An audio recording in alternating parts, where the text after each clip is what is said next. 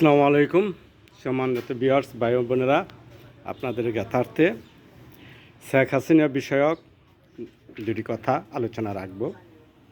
সংগ্রামী ভাই ও বোনেরা, আপনারা অবগত হয়েছেন যে নাহিদ সাহেব ইতিমধ্যেই ঘোষণা দিয়েছেন শেখ হাসিনা প্রত্যাবর্তন করলে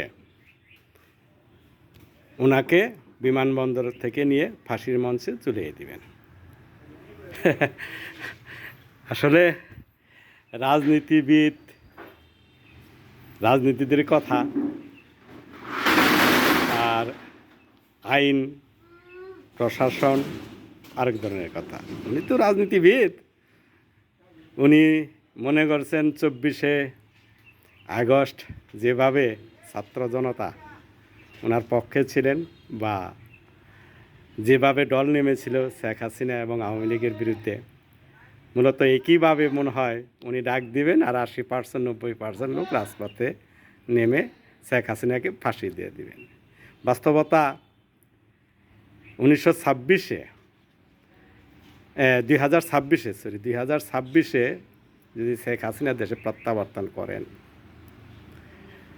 তো নাহিদ সাহেব এবং এনসিপি লোকেরা রাজপথে নামতে পারবেন কি না, এই বিষয়টা ওনাদের ভেবে দেখা উচিত যে রাজপথে জায়গা পাবেন কি না।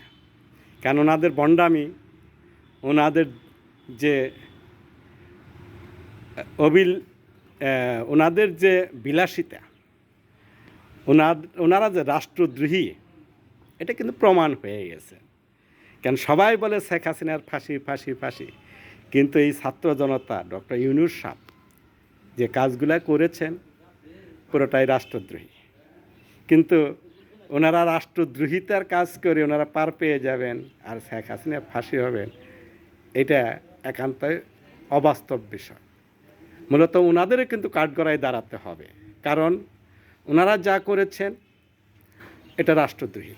কারণ ওরা দেশের আইন লঙ্ঘন করে, সংবিধান লঙ্ঘন করে, কোটা, যে ছাত্রদের যে কোটা, চাকরির কোটা, সেই আন্দোলনকে পুঁজি করে ওনারা ভাঙচুর সহ মহাযজ্ঞ চালিয়েছেন, পুলিশ হত্যা, সাধারণ নিরীহ মানুষকে হত্যা, এগুলো কিন্তু ছাত্ররাই করেছে, এখানে কিন্তু শেখ হাসিনা করেন নাই। বাস্তবতা এটাই প্রমাণ হবে। এক সময় দেখবেন এই ছাত্র ডক্টর ইউনূস সাহেব, এদেরকে কাঠগড়ায় দাঁড়িয়ে জবাবদিহি করতে হবে। কাজেই আপনারা সাবধান হয়ে যান। আওয়ামী লীগ প্রত্যাবর্তন করলে ওনাদের পায়ের নিচে জায়গা থাকবে না। আল্লাহ হাফিজ।